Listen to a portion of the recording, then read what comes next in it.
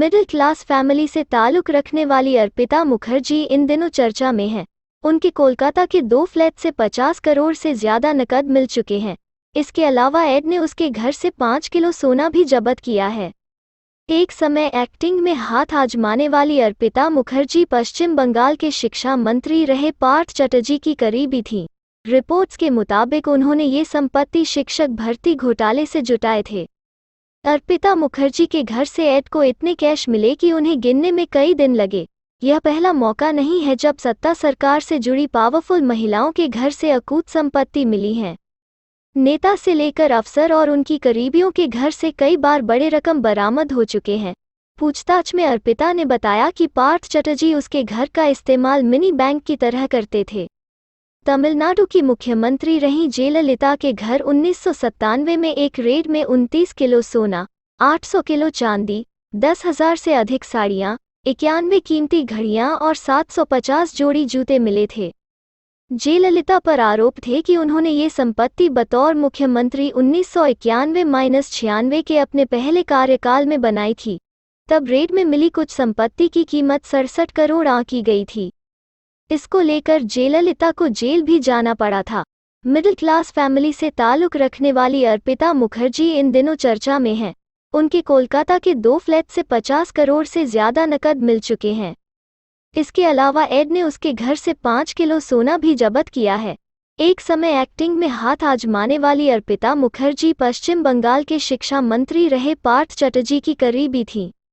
Reports के मुताबिक उन्होंने ये संपत्ति शिक्षक भर्ती घोटाले से जुटाए थे। अर्पिता मुखर्जी के घर से एड को इतने कैश मिले कि उन्हें गिनने में कई दिन लगे। यह पहला मौका नहीं है जब सत्ता सरकार से जुड़ी पावरफुल महिलाओं के घर से अकूत संपत्ति मिली है। नेता से लेकर अफसर और उनकी करीबियों के घर से कई बार बड़े रकम बरामद हो चुके हैं। पूछताछ में अर्पिता ने बताया कि पार्थ चटर्जी उसके घर का इस्तेमाल मिनी बैंक की तरह करते थे। तमिलनाडु की मुख्यमंत्री रहीं जयललिता के घर 1997 में एक रेड में 29 किलो सोना, 800 किलो चांदी, 10,000 से अधिक साड़ियां, 91 कीमती घड़ियां और 750 जोड़ी जूते मिले थे। जयललिता पर आरोप थे कि उन्होंने ये संपत्ति बतौर मुख्यमंत्री 1991-96 के अपने पहले कार्यकाल में बनाई थी। तब रेड में मिली कुछ संपत्ति की कीमत 67 करोड़ आंकी गई थी। इसको लेकर जयललिता को जेल भी जाना पड़ा था। आय से अधिक संपत्ति मामले में कोर्ट के आदेश के बाद जयललिता को अपना मुख्यमंत्री पद छोड़ना पड़ा था। तमिलनाडु की पूर्व मुख्यमंत्री जयललिता की करीबी रहीं शशिकला के ठिकानों पर आयकर विभाग का छापा पड़ा था। उनके 187 ठिकानों से आयकर विभाग को 1600 करोड़ रुपए से ज्यादा की संपत्ति का पता चला।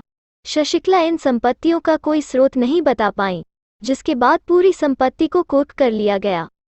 इस दौरान शशिकला और उनके रिश्तेदारों की 100 से भी ज्यादा फर्जी कंपनियां भी पाई गई थीं। जयललिता के मुख्यमंत्री रहते हुए शशिकला उनकी प्रमुख सहयोगी थी। कहा जाता है कि इस दौरान उन्होंने अकूल दौलत जमा कर ली। शशिकला के 3 राज्यों में फैले 187 ठिकानों पर एक साथ छापेमारी के लिए आयकर विभाग के 1800 अफसर कर्मचारी लगे थे। कुछ समय पहले ही झारखंड में महिला IAS पूजा सिंघल के घर रेड पड़ी थी।